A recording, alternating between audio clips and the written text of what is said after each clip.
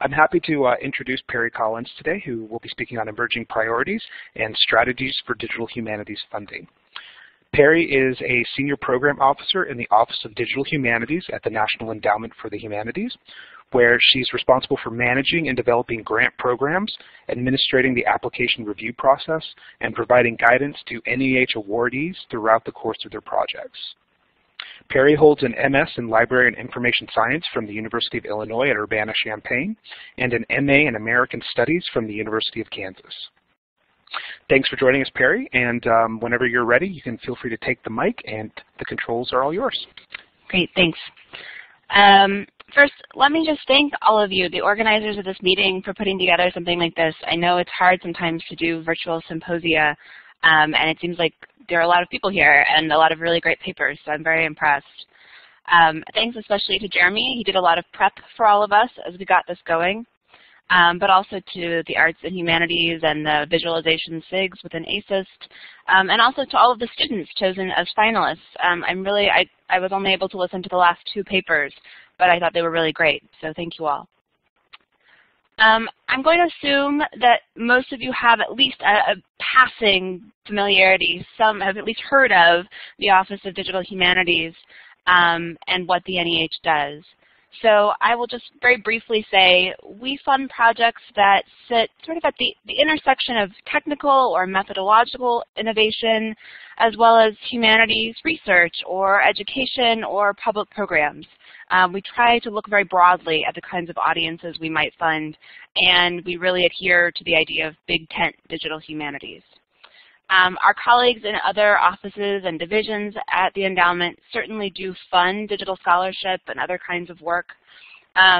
We tend to fund work that is a little more experimental in its approach. This might mean employing cutting-edge technologies, doing something brand new, a brand new tool, something like that, which is what we often talk about in the digital humanities. But it might also mean using existing technologies to reach new kinds of audiences in ways that we haven't thought of before. So we're excited about that broad range of programs and projects we might fund. I'll share a little more about the kinds of work we fund in a second. But first, I kind of want to touch on the point of my talk in some ways, and it's a little bit open-ended. When Jeremy asked me to speak, he asked me to touch on sort of the changing scope of humanities funding alongside the rising tide of interest in the digital humanities. And he's completely right. Funders have started funding much more, I think, in this area. There's I think a much broader interest in what the digital humanities can do for different kinds of audiences and different disciplines, and I'm very excited about it. But I actually wanted to start here in talking about sort of emerging trends. I actually want to take a step back to talk about how this emerged, that the field has actually been emerging gradually for many decades, which all of us know, but actually I think I hadn't realized, at least before I joined the endowment, how much NEH's funding and I think other funders have sort of paralleled the growth of that field as well. So we've actually been doing quite a bit of work recently at the endowment about the history of the agency, what we have funded, and particularly in the digital humanities. My colleague Meredith Henley wrote a piece, The Rise of the Machines, for our Humanities magazine almost 2 years ago now. I can't believe that. And you can find this online. And my next few slides touch on some of the research, some of the things she found out in thinking about the early days of digital humanities and when the NEH actually got involved, which was much earlier than we had originally thought. So I'm going to step back to a familiar face. I'm sure most of you know about 15 years before the NEH even existed, in 1949, Father Roberto Busta is sort of famous as, I guess, the father of the digital humanities or humanities computing, went to IBM and said that he wanted to do a concordance of the full works of Thomas Aquinas. And I think they sort of told him he was crazy. But with IBM's support eventually, and with their funding, he was able to actually complete this over the course of 20 years or so. But what we didn't know, I certainly knew this story, but what I didn't know was that actually IBM's interest in the field and the digital humanities, or then humanities computing, really continued. And in 1963, IBM Chairman Thomas Watson Jr., who was the original Thomas Watson's son, actually was on the National Commission on the Humanities, which was the organization that sort of helped establish the NEH as a whole. So I'm not going to go through all of the bullet points here, but I do want to say that by the time NEH came into being, there was a very clear interest in pursuing computational work in the humanities. And so we have a lot of early examples. But first, here is President Johnson. He's signing legislation creating the NEH in the White House Rose Garden, along with the National Endowment for the Arts, our sister agency. And here is some language from NEH's first call for grants, which explicitly asked for projects that work toward the development of humanistically oriented computer research. And almost right away, we started funding that work. Here's something the next year. This is how we used to keep all of our grants, by the way, on these McBee key punch cards. And we've been digitizing a lot of these, and we're going to put all the data up online in the next couple of months from the early years of our grant making. But this was a conference on the applications of computers in the humanities. And from there, we funded lots of things you would expect us to fund maybe in the 60s and 70s, things that computers were good at then, concordances, dictionaries, indices, catalogs, all kinds of things like that. But slowly, other kinds of projects started to creep in, and a lot of these have been very influential. We funded the Text Encoding Initiative in 1987. In 1996 here, we launched the Teaching with Technology Initiative. And again, the ODH didn't exist then. This was from our Division of Research and Education Programs. But this initiative funded things like you see the Valley of the Shadow project that's very well known now, the Perseus project, and several others that we still talk about today as sort of foundational, especially when it comes to not only digital research, but also using the web to reach new kinds of student and public audiences too. So in 2000, new possibilities for the kinds of work researchers might do began to emerge. And my colleagues at NEH began to think more deeply about how they could actually move this forward in a meaningful way, and sort of the more ad hoc ways we had relied on before. So some of this might be familiar. So we issued a report. We had, I think, a lecture series, lots of things that we see coming out of, I don't know, digital humanities centers today. So in 2006, though, we really reached a tipping point. It was in that year that the American Council of Learned Societies, the ACLS, released our Cultural Commonwealth. And as it says here, this was developed by a commission led by John Unsworth, who's very well known in the field and is now actually on NEH's National Council, sort of our board. And the most important part of this, from our perspective, was that the report included a series of actionable, clear recommendations for funders in the humanities and other disciplines as well. And again, I won't go through reading all of these, but you can see they asked us to support developing of expertise in the humanities, infrastructure for centers, development of the tools that some of them are quite well known and widely used. And then also, obviously, sort of how can we facilitate more collaboration, both sort of give funding to bring people together face-to-face, but also tools to allow them to do work in virtual environments too.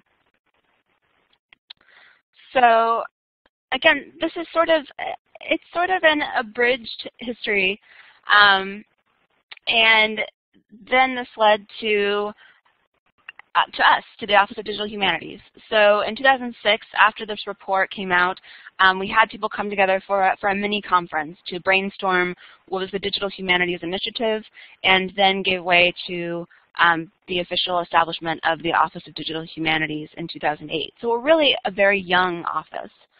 But I think it's helpful here to see that not only the computational research in the humanities started long ago, but also that funding for that work was happening quite a long time before ODH sort of sprung out of the ether.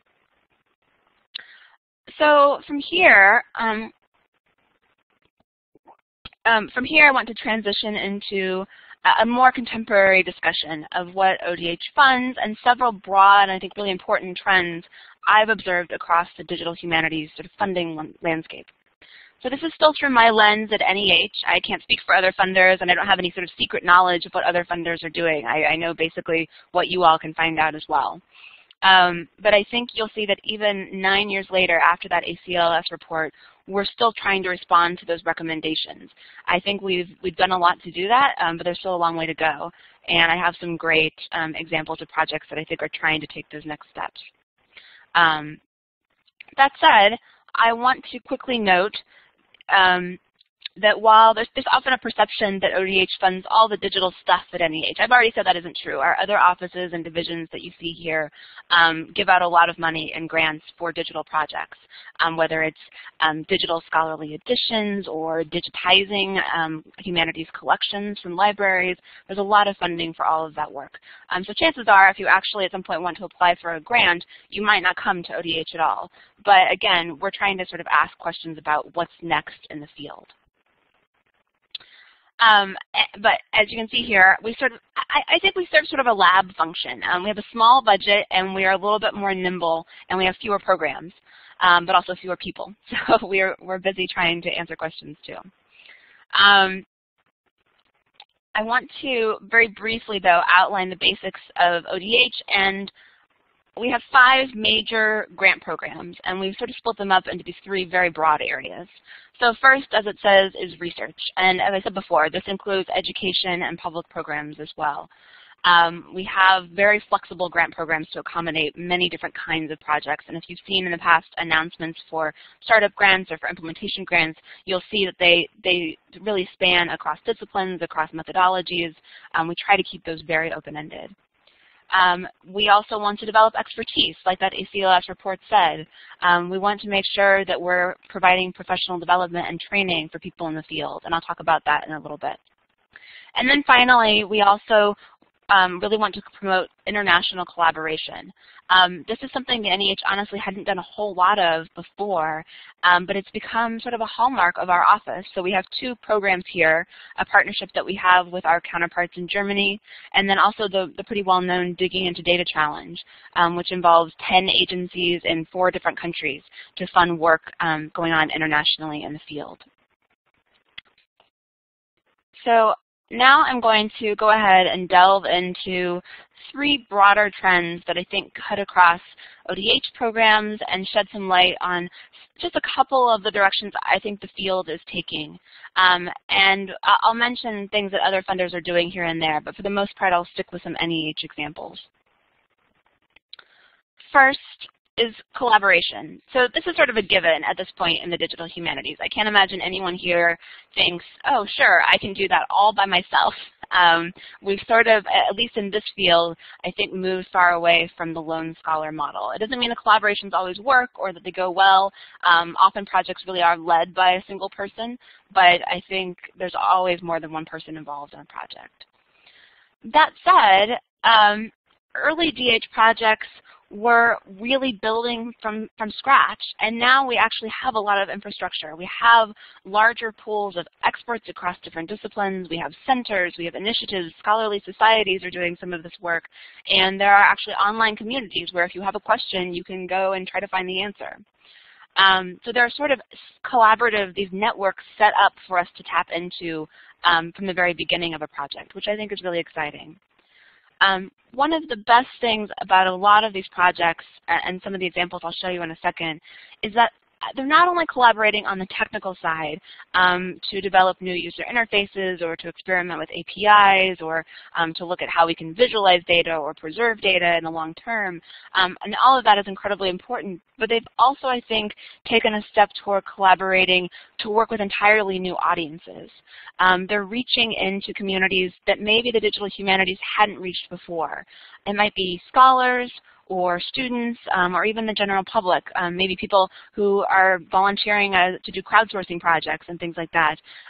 They're able to engage with some of these digital projects in ways where they may have not even known about things before or might have sort of been, I guess, passive participants in the past. So to give just a couple of examples in this area, first, I have to mention the Digital Public Library of America, which I'm sure almost all of you know about at this point. And I know Amy Rudersdorf is speaking tomorrow, so I won't steal her thunder and talk too much about it. But I have to, I think, hold it up as a project that is as much a sort of social success as I think it is a technical success. They have aggregated many different digital libraries and done an incredible amount of technical work to put this platform together, but have also developed a really incredible cooperative network of, they have state and regional hubs who are in turn reaching out to their local communities, from university libraries down to the tiniest historical societies. They have an entire network of community representatives who have sort of been charged with doing outreach and are really enthusiastic about that. And they have a wonderful developer community. They have a whole apps library from people who are excited about using this and exploring sort of what all of the metadata can do. So again, I won't go any further. I just came from DPLA Fest a couple of days ago. I don't know if anyone else was there, but it was a really exciting event they had in Indianapolis to celebrate the 2nd anniversary. So I'm especially enthusiastic about DPLA right now. So next is Pop-up Archive. I don't know if anyone knows about this project, but I hope you do. I especially like to hold up this as an example when I know some students might be in the audience, because this is a project that actually started as a master's thesis project. It came out from 2 women who were working together at Berkeley's iSchool. Very quickly, they received funding from the Knight Foundation and then from the NEH, and they were able to put together a really incredible platform at this point. And now they've really been able to marshal some resources to do some very advanced kinds of work. This is basically something that allows public media producers, libraries, other audio content providers to come together and put some of their sound in here. So usually it's things like oral histories or interviews from public media stations. And they're able to put this in, preserve it through Internet Archive services, and then also share it through services like SoundCloud, things that the general public are using. So making sure that people can actually find and use all of this. As part of this, and as it says in the screenshot, they're working a lot on really difficult technical issues of speech-to-text technology. How do we not only keep the sound somewhere, but actually transcribe it from the audio as well? And they have an incredible collaboration with the BBC right now to adapt some tools that they have that have already existed to do some of that work. Next, something I mentioned a moment ago, the Digging Into Data Challenge. We have a new website for this. It's diggingintodata.org. And I really would urge you to go look at all the examples we have. We've gone through 3 rounds of this program now. So there are some wonderful examples of how we can move beyond not only local or even national boundaries, but actually move internationally to develop new standards, to use digital corpora in ways that we maybe didn't even think possible when we created them in the first place. So they're really thinking about how to reuse and extend the value of material that we already have. Sort of at scale. So there are projects dealing with data mining text to images to sound, sort of you name it, you can find it here. And then finally, a newer initiative I wanted to bring up is something called the Black Press Research Collective. This is an example. We gave this a Digital Humanities Startup Grant pretty recently. The project director, Kim Gallen, has also received an award recently, a Digital Innovation Fellowship from ACLS.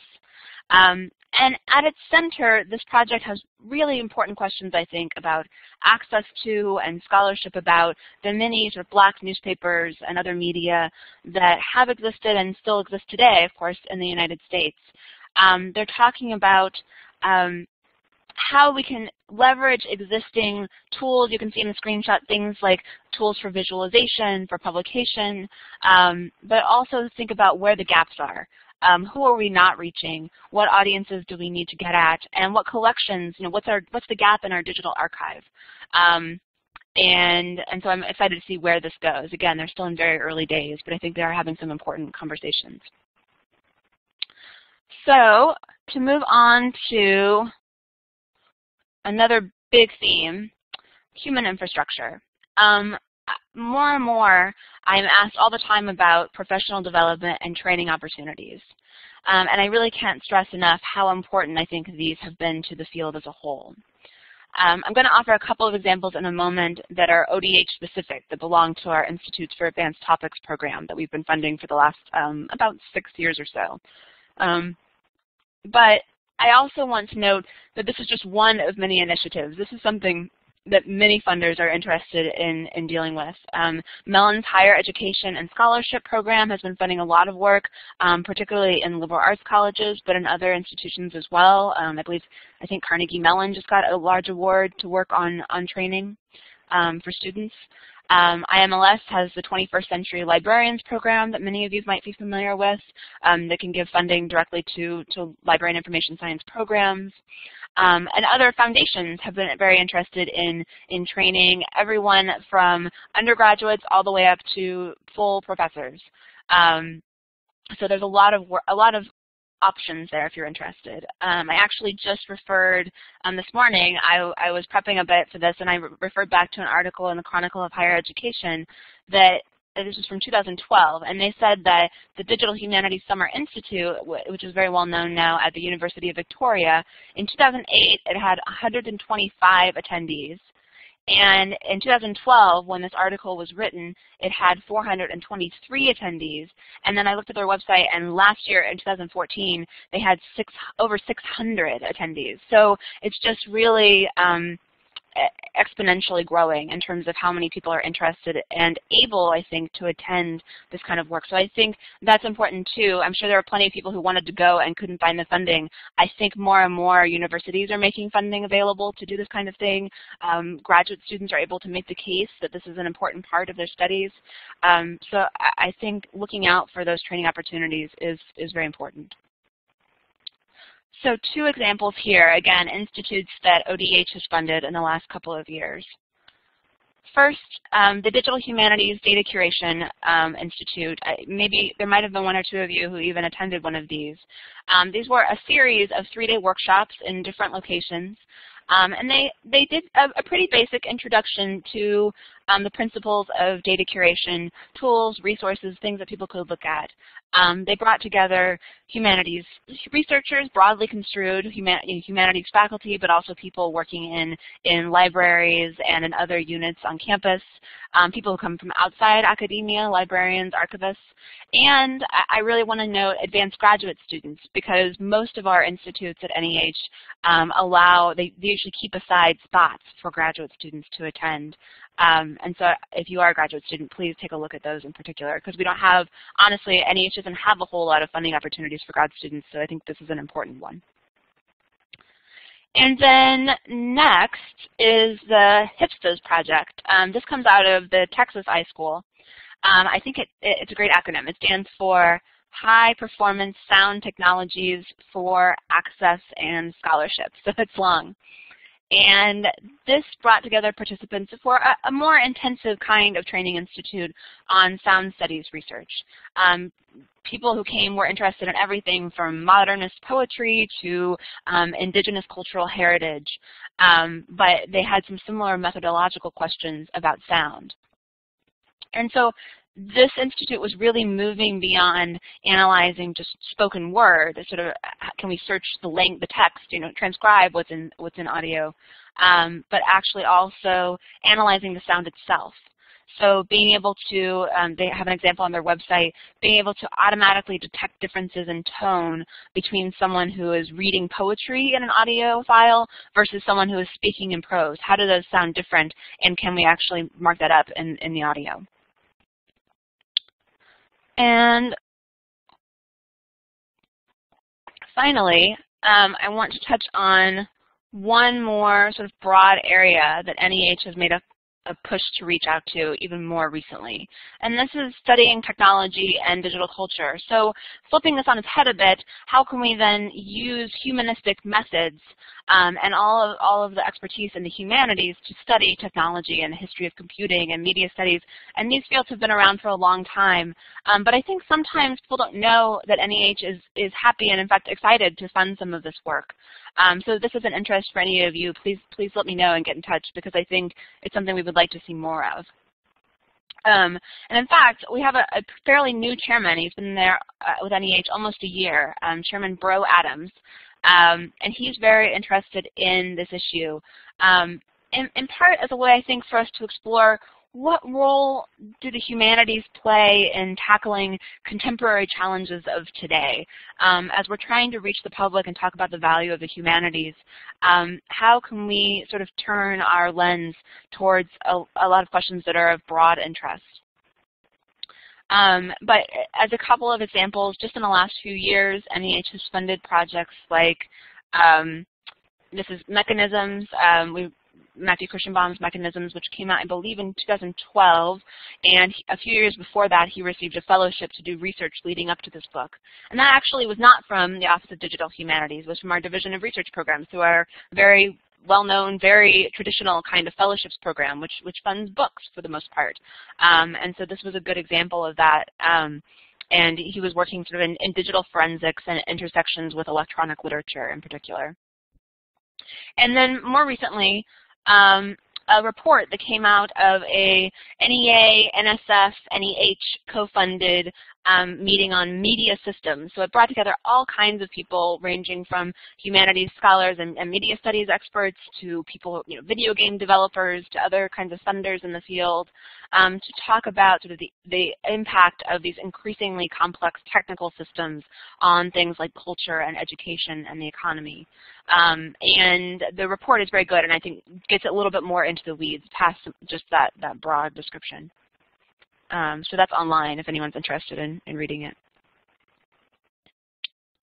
So I'm going to spend the last few minutes on one slide because I kind of want to end this by asking you all to think about how you might get started with some of these. Some of you might be in the middle of digital projects, and these are still good questions then. But if you're thinking about how to apply for funding or how to get a project off the ground, I think these are some of the more important questions that you should be asking yourself.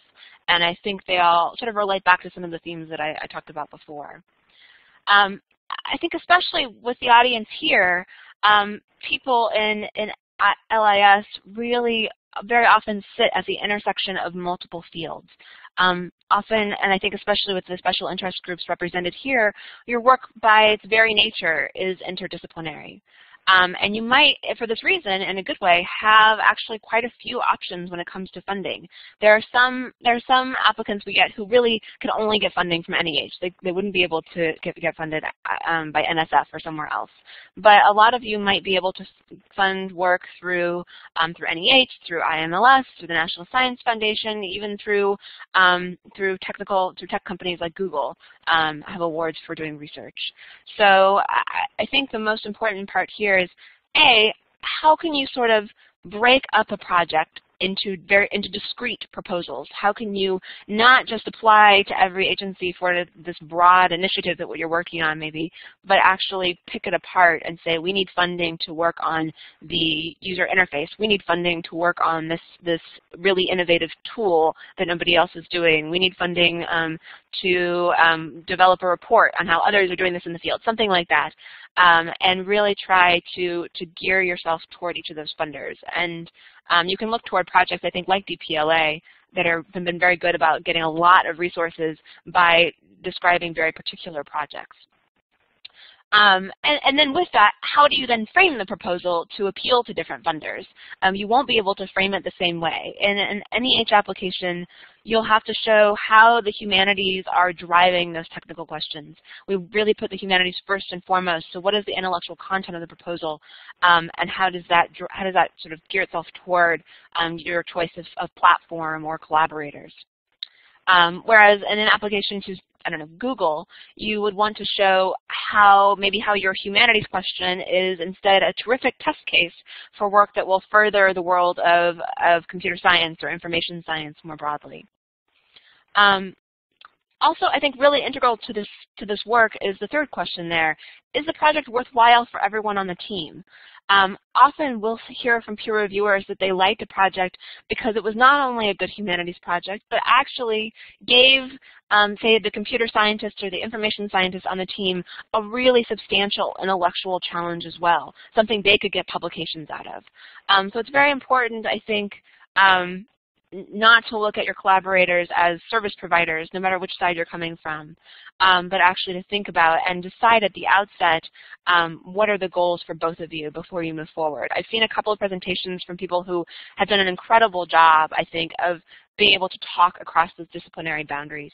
And I think that's very important to start on early in the process. What else is going on in the field? The environmental scan or review of the literature or state of the field, whatever you want to call it, looking at the landscape of the digital humanities and trying to write about that in a proposal is very important. We require an environmental scan for several of our programs, and in part because we want to make sure we're not reinventing the wheel as funders, and our peer reviewers want to do that as well. They want to see that you are sort of building on work that's come before. And it might be in very new ways, but we want to make sure that we are moving the field forward.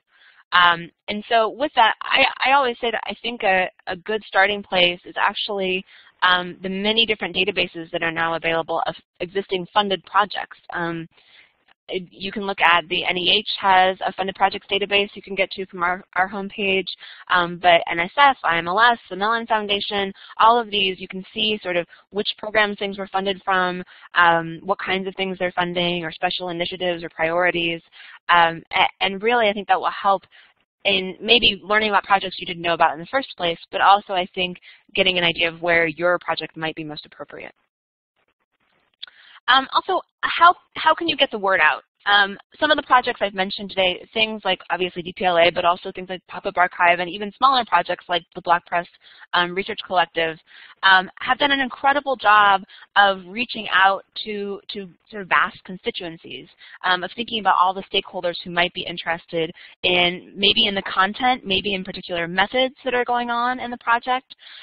Most of them have advisory boards, and they're very good about asking those people to actually go themselves out to the field to talk about a particular project. So try to think about all the different ways that people working on a project can sort of, I guess, evangelize for you. Because I think that, especially if you're getting started with a project, you're much more likely to get some attention and get people who are interested in being user testers or people who are interested in funding the project if people know about it and you can demonstrate that you're having impact early on. And then finally, who can I ask for help? I just said people like advisory board members, obviously people in your own scholarly community, and on different, there are now places like DH Commons and other kinds of resources online if you're looking for partners or have questions about projects. But obviously, from my perspective, you can ask me for help. You can ask the program officers, especially at federal funding agencies. We are excited about talking to you before the application deadline, preferably. We want to read drafts of applications, and we really want to help you sort of frame your proposal in a way that's competitive for particular grant programs. So please get in touch. All right. Thank you all so much. And I think we're now moving into the Q&A part.